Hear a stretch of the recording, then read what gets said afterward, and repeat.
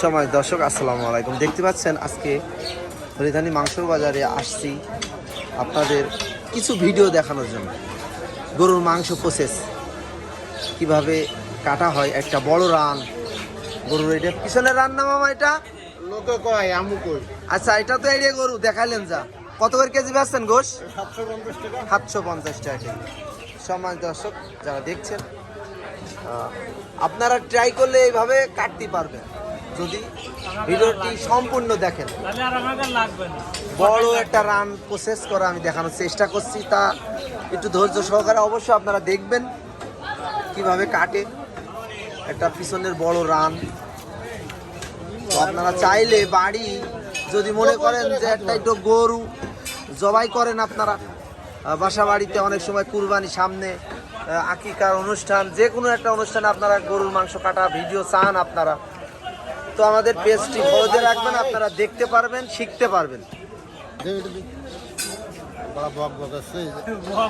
সম্মানিত দর্শক যারা দেখছেন মিট মার্কেট মাংস বাজার পেজ থেকে, আমি মোহাম্মদ শাহিন রেজা আপনাদের দেখানোর চেষ্টা করছি। কথা না বাড়িয়ে শুধু দেখতে থাকুন। আজকে আমরা দোকানদারি করছি, সেই প্রসেসই চলছে। দোকানদারি করার ভিডিও এইভাবে আমরা দোকানদারি করে থাকি। গরুর মাংসগুলো এইভাবে সাইজ করে হাড়ে বসে সুন্দর করে কাটা হয়, মনে হবে যে খালি গোস্ত।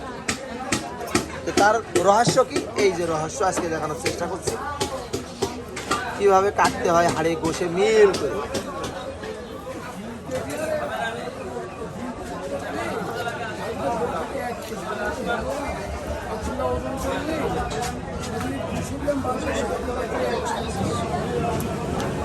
রানের মাঝখানে একটা গুটি ছিল,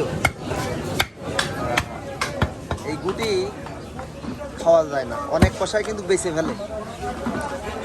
মামা অনেক কষায় বেচে না, এটা বেচে, কিন্তু একজন দক্ষ কষায় কোনো সময় বেচবে না, কারণ ওটা জানে যে ওটা খাওয়া যায় না। এই জন্য দক্ষর একটা পরিচয় আছে, আপনারা জানেন। সব জিনিসেরই একটা দক্ষর ব্যাপার স্যাপার আছে। আজকে আপনি নতুন যদি হয়ে থাকতেন তাহলে ওটা বুঝতেনই না যে ওই জায়গায় কি আছে না আছে।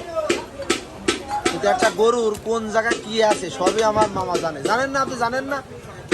চেষ্টা করলে সব জায়গায় করে দিতে পারে। অনেকই গুটি পদ্মায় যে পরিষ্কার করে গোশ কাটা হচ্ছে, এইভাবে অনেকেই বেচে না, অনেকেই বেচে না, এত পরিষ্কার করে না।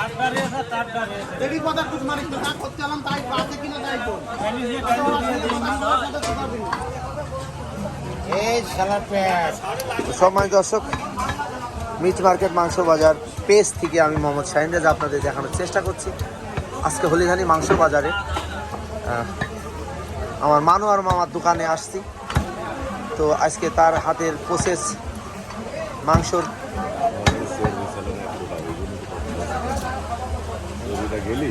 আচ্ছা,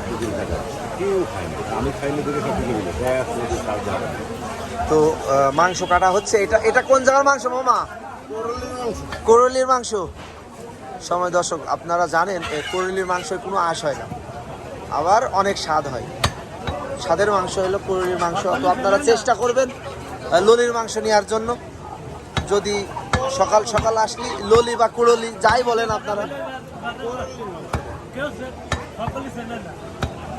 মাংসটা আমি দেখানোর চেষ্টা করছি। এত ফ্রেশ, এত ফ্রেশ, এই দেখেন, অনেক সুন্দর সুস্বাদু মাংস। গরুর গোশের ভিতরে এই মাংসটাই অনেক সুন্দর।